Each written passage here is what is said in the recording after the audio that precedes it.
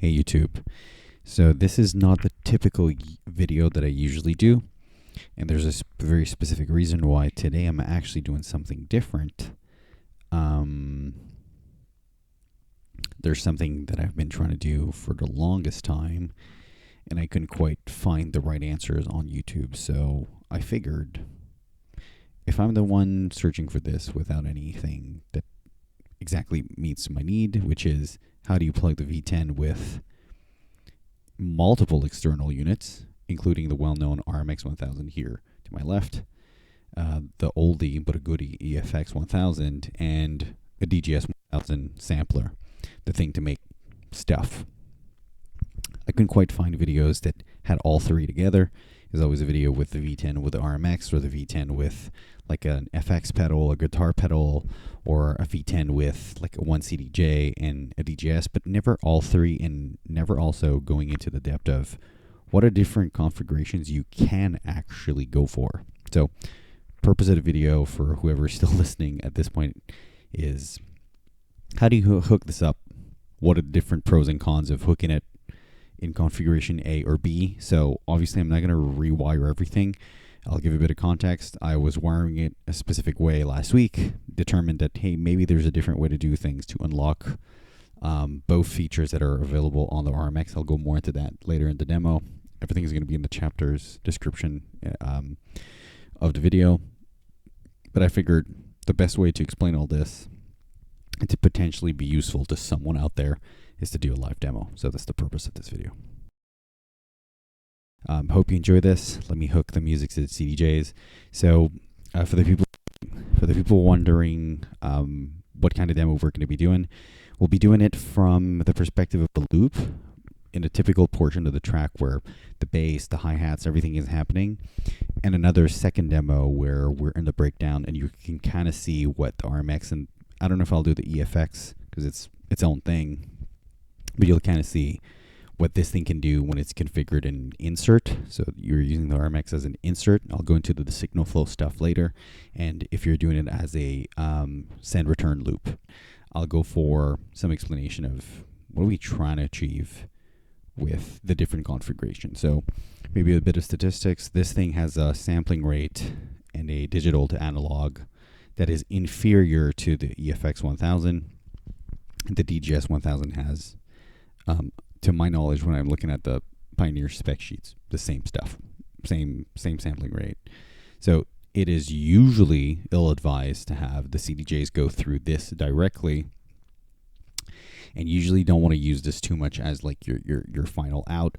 So you would use this intelligently. And using AI, in a lot of forums on Pioneer DJ and on Facebook and so on, they usually say use your RMX-1000 not as an insert, put it as an external 1, external 2, send return loop, which is great because you can do a bunch of stuff. And for the people that have used RMX-1000, it tends to be quite aggressive when you use it directly on the main signal. So I can kind of understand why this is what's online. I've been using it in that configuration for the longest time. And then last week, I just had an idea in my mind because there's something that you can't do when you put it in a send return loop, regardless if you're using external 1, external 2, or the multi-IO option. If you put it in send return loop, there's always the same issue that you'll bump into, and this is what the demo is going to be for. So the first part is I'll explain how all of this is hooked. That's going to be one of the chapter points. So right now, what you would typically see online is a send return loop for external 1 and external 2 separate. So they call it like a parallel chain. So you have the RMX flowing from, you have the V10 sending out the signal to external 1, going into the RMX-1000, and then the RMX-1000 sends back the transform signal back into the return loop of external 1, and that's your external 1 loop. And then to operate it, you would be using the send return knob that's dedicated on each channel. Same thing for the EFX-1000, the older unit. Same thing, you would activate external 2, do a send on whatever channel to send the width signal, then it returns back to external 2. And then the DJS-1000 on the multi-IO as a send return loop, but since you're not really affecting anything, it's mostly to capture audio signal either from your mic, either from the dedicated channels that are playing. So it acts both as a sampler, or it can be used as a third deck because you can kind of sample chunks of 8 or 16 beats from the CDJs, and it acts like a third deck. That's a very multifunctional thing. Obviously, there's different ways to do this. Very early on, I had the DJS as a send return loop because I could kind of say, oh, I want to send a bit of this channel 1 into this and sample it. So pros and cons for whoever has this unit at home for my needs, right? Because everyone's going to play with this stuff differently. For my needs and the different configuration I've tried, I find having the DJS sampler on the Multi-IO as one huge advantage. First one being you can record the mic. Sounds a bit stupid, but if you want to say something silly on your microphone, you can record that. That's fun. So you can do like some voiceovers and put echoes and transform it afterwards, so that can be interesting. The other major advantage is your mic, or any channel for that matter, can be captured even if no signals actually go into the master. So this is going to be the first part of the demo. So this is maybe one note. I'll put it here. So the demo number 1, we're going to put a loop. That's groovy. All right, so I'm going to activate a loop on my hot cue, and maybe that's the first part of the demo that's important. Top camera, I think you can see it somewhat well. So right now, my CDJ number 1 is being sent into channel 1, and my channel 1 is receiving signal. You can see the light starting to pop, and you can't hear anything in your headphones. Or if you're watching, and by the way, if you're watching this on the phone, best would be watching on either speakers or headphones, especially for later parts of the demo, to listen to some subtle changes in the music, depending on the configuration, because you can't hear all that if you're just on your phone. So right now, I can't hear it either because I didn't cue it, but right now all you can hear is my voice, and if I push the fader up on 1, you'll start hearing it. The V10 is allowing the channel 1 signal to be heard by the DJS-1000, even if you at home are not hearing it. So let me bring the fader of 1, so now you'll see the difference. So the music is playing.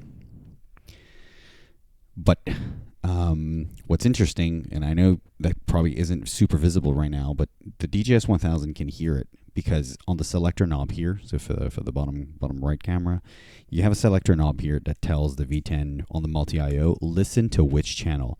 I'm not sending anything, and that's the beauty of what the V10 can do. So if I set it on selector 1, not too sure which camera can pick it up the best, but selector 1, so it can hear channel 1. So effectively, it's sending the signal to Multi-IO, which is for the DJS-1000, and it's hearing it. Now, it's not sending back anything, because right now I have it on insert mode, but regardless of what you pick, the DJS-1000 can hear it, even if the fader is down. So that's the interesting point. So one thing that I can show is that if I do on this project, so this is an empty project, and if I do sampling and I try to take a 16-bar loop, doesn't really matter when I pick it, 1, 2, 3, 4, now it's recording a 16-beat loop on the DJS-1000, even if nothing's playing here. And you'll see soon, once the recording's done, see now my channel 3 is sending something, because my DJS-1000, if you can see it here, is sending back an actual output, a dedicated output on channel 3, and now my channel 3 is receiving something, even if, well, I've actually never put the fader up. So as you can see, music on channel 1, music on channel 3. So that's the first advantage of having the Multi-IO for the DJS-1000. Now the other part. So right now in this configuration, external 1 is blank. I've used nothing. External 2 is for the EFX-1000, and you might be wondering, well, where the hell is the RMX-1000 plugged into? So originally, as I mentioned, they both had their parallel lanes, but I just thought, if I do V10 to DJS-1000 Multi-IO, but then instead of returning it straight to the V10, I send the return signal, and it becomes the input to the RMX-1000, and then the RMX-1000 is the final loop back as a return to Multi-IO. I can do more stuff. So I'm not too sure if the camera can pick it up. Probably not on the top one, but on the dedicated one. So right now, even if nothing's playing, because the selector knob for the Multi-IO is on channel 1, the V10 is sending to DJS. DJS do nothing with it, but letting it pass through. So I think your option here in your utility for the people that have this at home, if you set the DJS-1000 as pass through, it also passes through the signal without doing anything. So in proof, right now, the loop is going, so you can see the channel on 3 is sending something. If I unload the sample, you'll see channel 3 is no longer displaying anything because there's no more of the recorded loop playing. But what's interesting is that the V10 is still sending to the DJS. DJS didn't capture anything, but it hears it, and it also passes it through to the RMX-1000. So you can start doing some interesting track preview without bringing anything. This is where, it allows a bit more creativity if you want to use it that way.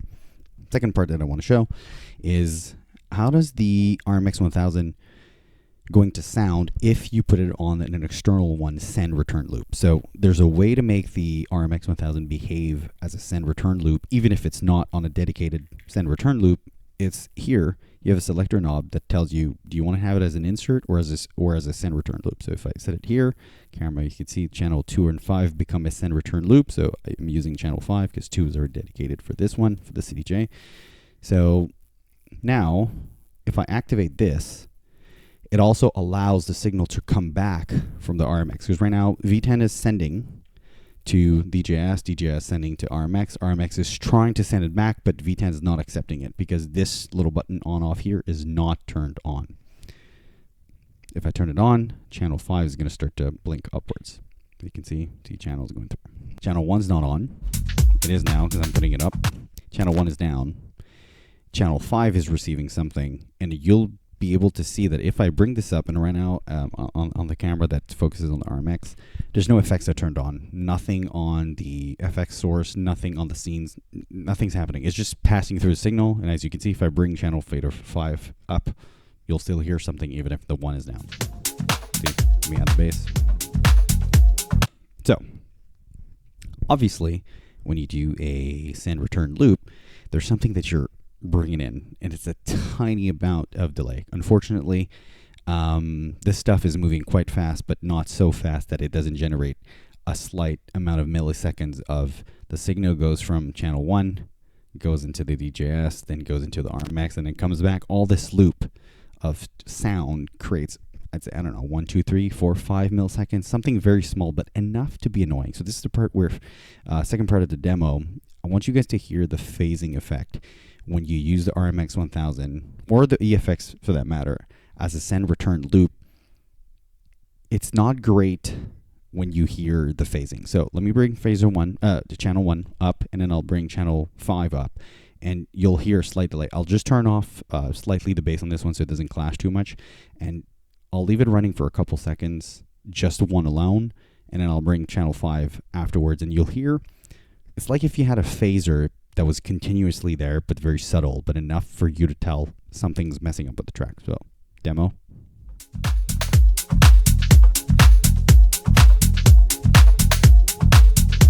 So this is the music from channel 1 unaltered alone with nothing else, so there shouldn't be any phasing effect. Now I'm about to bring channel 5 up, and you'll start hearing it, so, and I'm not going to talk at the same time.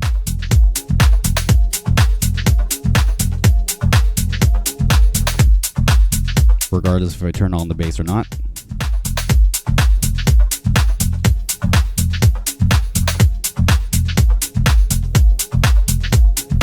And if I bring it out, you can hear now, it's just a track. Nothing's happening with it, but if I bring it back up, a slight annoyance.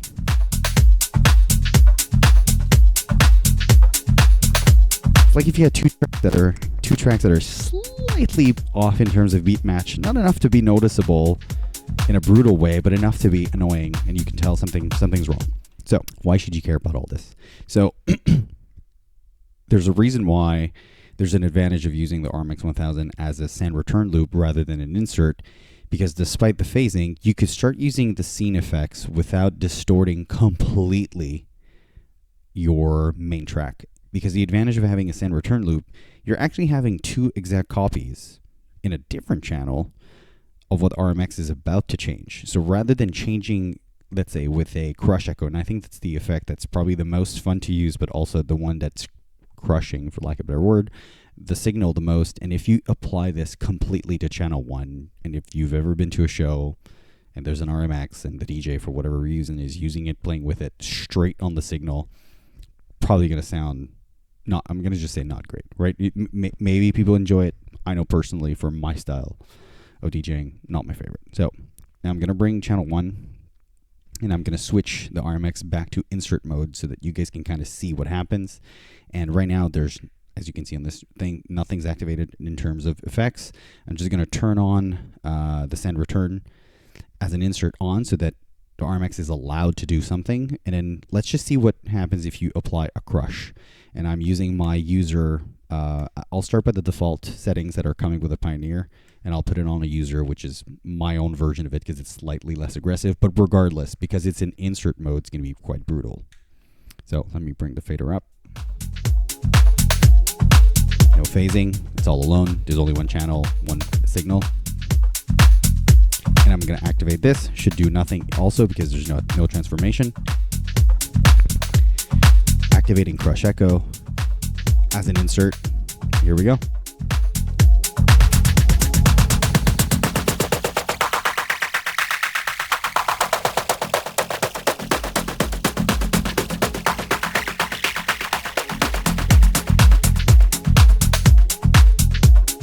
So that was fun, but also very noticeable. If you would ever hear that on a track, you'd go, what the hell?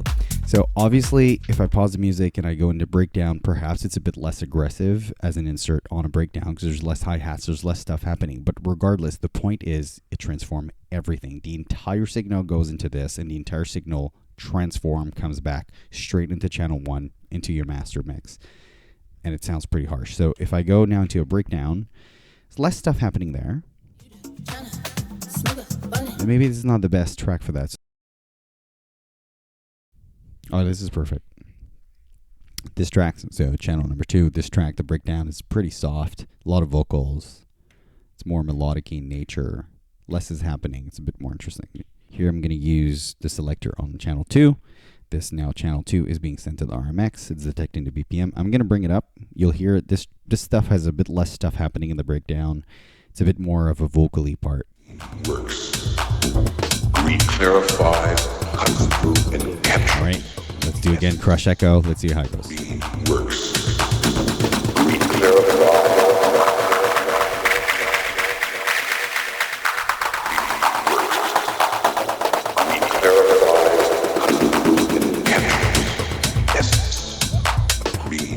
So a bit like the other loop, it's nice, but it's still a lot. A bit less intense than during the main mix, but in my opinion, still a lot. So what we can do though, now I'm going to return it back to the original loop. What I'll do though is I'll activate it, but now as a send return loop rather than as an insert. And this will, if you remove the master mix send on the V10 here, and this in your send return section, this will say don't return whatever you're just sending to the V10. Don't return it straight on the master mix. Return it to a channel. So on 2.5, like earlier, if I activate it, now you can see channel 1. I'm going to stop the track on 2. So 1, activating it. A copy of 1 is sent to 5. And now, because contrary to the earlier example where it was used as an insert, now it's used as a send return loop. So I can use the crush echo, but it might sound less harsh so I'm going to do no EQs, just so you can kind of hear it. And then you'll see that you can kind of shape your sound. And this is stuff on the spec sheet. Hey, you can shape your sound with send return. Before I bought the unit, I was like, okay, this sounds nice, but I don't understand what it means. I'll be able to give you guys an example. So I'm going to bring channel 1 up with no transformation to the signal, and then I'll bring channel 5 with transformation, and you'll see the difference that rather than having the entire channel 1 change, now I'm going to modify channel 5, which is going to be summed or added to channel 1 rather than a full modification. A lot of words, probably more clarify. Just do it. So let's bring the mix.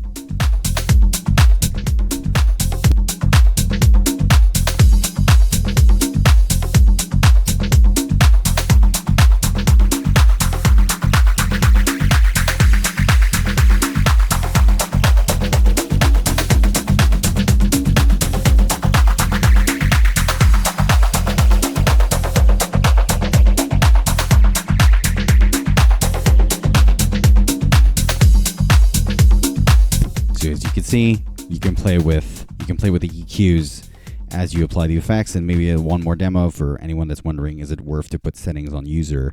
I find that it's still quite aggressive, so I made it even less aggressive in my user settings. So let me do another round. I'll start again with all the faders, the EQs up, and then I'll bring in the crush, but like modified by user settings. That's mine. You could just set up your own in Remibox.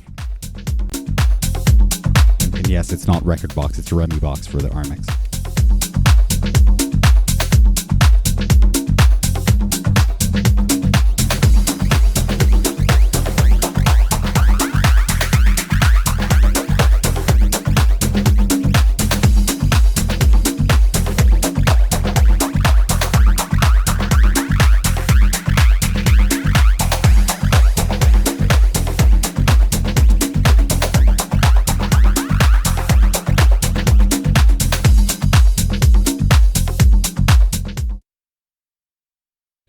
Hope this was useful. So this is chapter 1. Just wanted to show you guys how it kind of looks and sounds with an RMX used as a send return loop versus a send return but as an insert. For the people that will use the RMX on external 1 and 2, it'll sound exactly like this, but you will not be able to use that as an insert. So obviously in the example I just did, insert mode, bad. But that tends to be the case when you use it with a scene effect. And this is true for spirals, it's true for echo, all of them. It's not so much the effect itself that's too intense, it's the fact that you're using it as an insert. So it transformed the entire signal with the scene effect. So whenever you use it as a send return loop, regardless of if you're using external 1, 2, or the send return on a multi IO, this is where you can leverage a scene effect a lot more often without it sounding trash, in my own personal opinion, right? Your mileage may vary. But the insert mode is quite interesting for those ones on top. So maybe before I go, let's go back to the breakdown that we were playing earlier with the voices, and then let's do the crush on that one as well. So let me just move the selector here so it's still on send return loop. Let me activate it. Let me pause this one so we only have 2 channels seeing. So channel 2.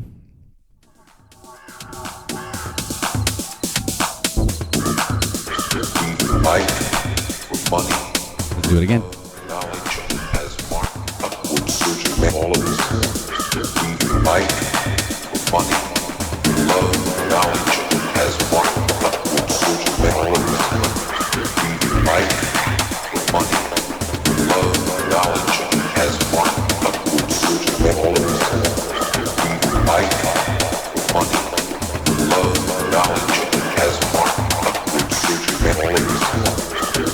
Life with money, love, knowledge has marked upward surging all of us. Life with money. All right, so same thing on a breakdown. I find quite interesting that you can basically echo this section because that's what you're sending the whole thing, but you're just not allowing most of the other signal to pass through to the mix, and you're just allowing your mids to be modified by this thing. And in my user settings, this is also now a filter where I can say how much of the bass or how much of the hi-hats are actually being modified. So this is why I've got a V10. So whoever's out there, if you were wondering, can you do a lot of fun stuff with a V10? And people are wondering, why would you have 6 channels if you only have 2 CDJs? Well, this is a perfect example. I'm sending, so in my configuration right now, external 1 or 2, regardless of, right now it's my 2, but if you had only 1 effects unit, 1 has a dedicated return on my channel, if I'm not wrong. My external 2 is on dedicated on 6. My built-in one, so the short delays, the stuff that are coming from directly from the mixer, these ones are on channel 4, and the multi-IO is on 5. And actually, might as well, I could do maybe a long delay, so you guys can kind of hear that it's also interesting to have it as a send return, because I haven't seen a lot of videos using the send return of delays on a dedicated channel. You use it directly as an insert, typically, and it sounds pretty harsh because it's the same concept, right? It's not because it's an RMX. It's just if you use a send return signal directly on something, it can sound pretty harsh, especially the delay stuff. So let's give it a shot, just for fun.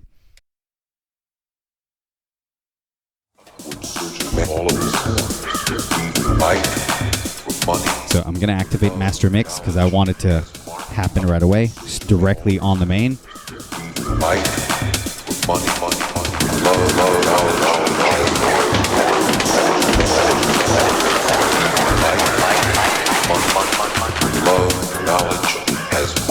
a bit less intense than I thought, but still quite intense. So let's use it not through the master mix. Let's send it to a dedicated channel and let's see how it sounds. Life, for money, for love, knowledge, has marked upward surging men all of us. Life, for money, for love, knowledge, has marked upward surging men all of us. Life, for money, for love, knowledge, has marked upward surging men all of us. Life, for money, for love, knowledge, has marked. Hope this is useful for any of you wondering what a V10 can do. Now the delay, because the delay was sent to channel 4 rather than directly back on channel 2. And I could say, well, I don't want the whole thing being delayed getting to the ears of the listeners. I only want, I don't know, the mids. In this example, I'm playing with the EQs in channel 4, and I decided to, I don't know, shut the bass, shut the super hi-hats, drop they're called high mids. I don't know. You're kind of going with the flow with a V10 as it goes, and I felt well, the long delay sounds nicer now when these ones are out. Everyone's going to create their own version of this, but this is just for you guys to kind of see what it is. All right, so I think this is kind of it. This is why you might want to prefer the flexibility of having the RMX-1000 both as an insert and as a send return loop, because it unlocks the ability to use a scene effect.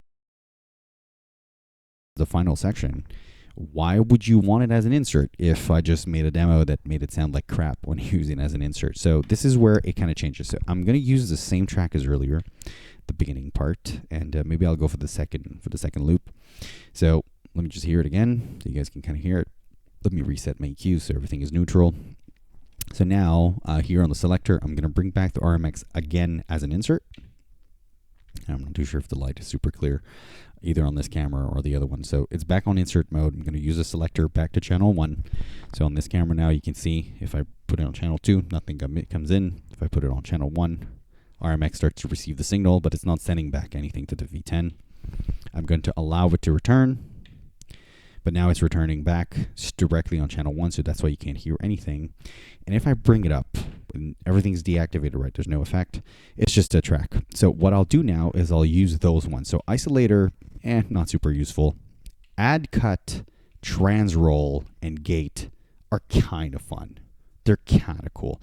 Gate, maybe I would use more as a send return loop rather than as an insert, because that one can be a bit harsh. So you might want to overdrive the whole thing, but not maybe overdrive everything to the audience. Maybe just overdrive just the mids. But for the one I want to use, and it's the one I find the most fun, it's the add cut. And I've seen a lot of videos of Carl Cox. He's using that one quite a lot. It is fun. You could do a lot of fun stuff. You can transition. You can do a bit of tension. And that, you can't really do that on a send return loop. So I'll do it the bad way. Actually, let's do it a bit like earlier. Let's do it the bad way. And then let's do it the right way afterwards. So let's bring this as a send return loop. So I'll probably have to edit this out because I did the wrong example. So right now I'm going to bring the 2 tracks itself with its copy, and then I'll activate this effect, and you'll see that it kind of sounds nice, but as I did in the very early in the demo, you'll hear a bit of phasing, so it's taking away a bit from it.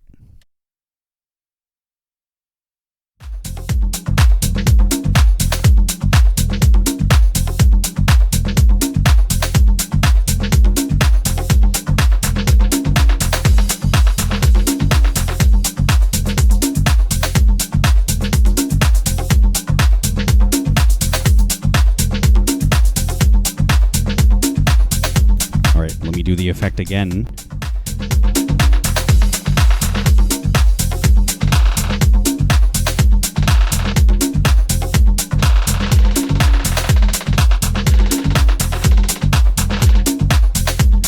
All right, so now I'll put on my user. This is the default from Rekordbox.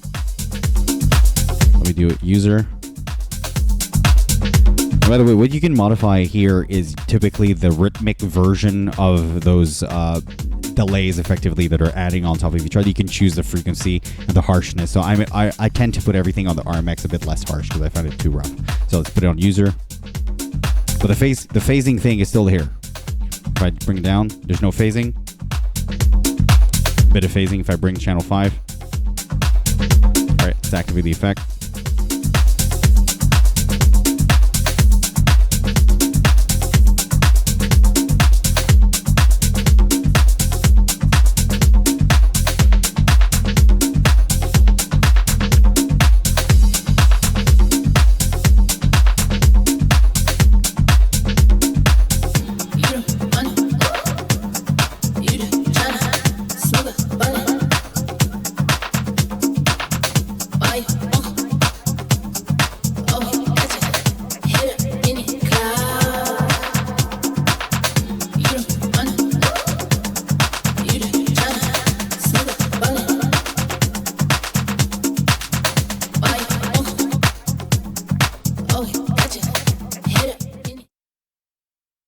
So now let's do it as this insert now, which will be the same effect, but the advantage now is that you no longer are going to get the phasing effect. So it'll be the exact same thing. So hopefully you can, on YouTube, you guys can hear the subtlety. I know personally I prefer to use it as an insert. So let's try insert.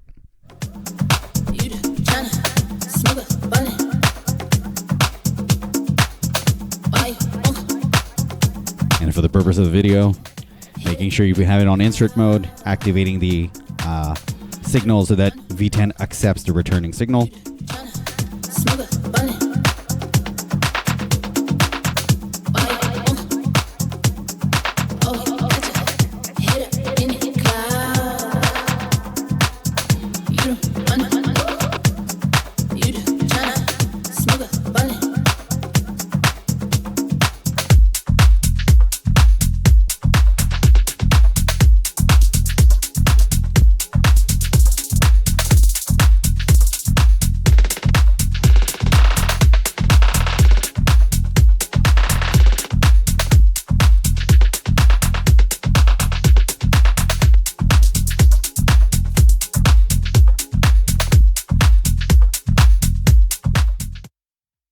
Alright, that ends the demo. So in the comment section, if there's anything that you would have preferred to see, anything that maybe I didn't film right, anything that wasn't clear, and I'm going to edit the crap out of this video because there's probably going to be a ton of mistakes in the way I've done it, but because this is my first time doing this, and if Mojax or any of the bigger channels ever find us, just thank you for getting me inspired. I mean, I've been watching the stuff on those professional channels for years now. I figured let me do my own little version of a atypical setup. So I'm sure other people have maybe some of those units and are wondering, hey, how could I hook all this up? So just maybe to finalize, because it's been a little while that we've been playing around with the knobs, just to repeat how all this is actually hooked up. So V10 to DJS-1000 through the Multi-IO, the return signal, the pass-through of the DJS straight into the RMX as an input, and then the RMX back into Multi-IO return. So it's a chained loop between these two units in the Multi-IO. Advantage is it allows you to sample anything, especially when the channel fader is down, which is a big advantage, especially if you want to sample on the DJS a track that perhaps you faded down when your new master track is hitting the breakdown, but you're like, I wish I could keep some of the elements here, but I don't want to bring it back. Well, you could just sample it while the fader of the dead, quote unquote, the dead track is out. And then the EFX-1000 through my external 2, because it used to be external 1 for the RMX, so I didn't want to rewire everything. So external 1, probably should move it after the video. And that one used as a send return with a dedicated send return knobs. So because this one, I don't see or envision any time that I would want to transform the entire signal. Contrary to the RMX, it doesn't have those kind of ADI type things. They're all transformative, a bit like the scene effects here. I don't know if we could see it on the camera, but these are kind of old school jet effects, or anyone that had the older Nexus. I think there was a jet effects, or perhaps it was on the DJM-V1000. I think there was a jet that you could pick in Rekordbox. Sounds pretty fun, but if you transform the whole signal, it's pretty aggressive. So I decided personally to use it on an external 1 and 2 type send return loop. Your mileage may vary. Go forth and have fun with a V10, and comment section. If there's anything you want me to refilm or redo, happy to do it. And if you ever feel like watching some of the sets, if this is the first time you bump into Club Trippy, the channel on YouTube, and you want to see how this can sound live, just meet me on Twitch. Cheers. Have a good one.